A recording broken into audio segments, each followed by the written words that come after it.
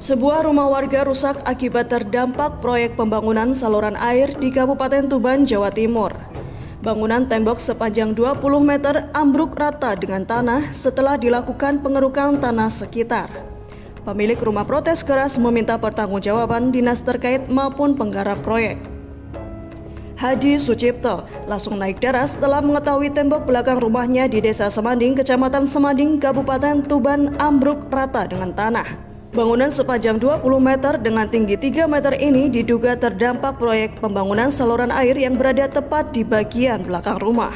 Akibatnya terjadi abrasi daratan saat musim penghujan sehingga menyebabkan pondasi tembok hancur. Diketahui proyek APBD Kabupaten Tuban ini dimulai sejak tahun 2020 lalu.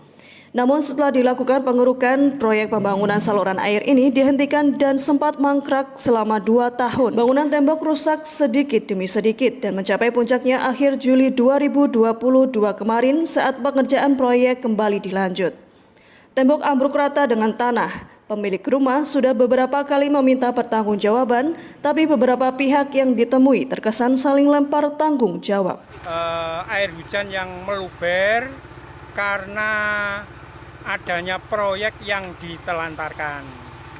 Nah, ini merupakan suatu kelalaian bagi pihak yang ambil kebijakan sehingga tidak memperdulikan dampak negatifnya terhadap aset warga yang berada di pinggir proyek normalisasi.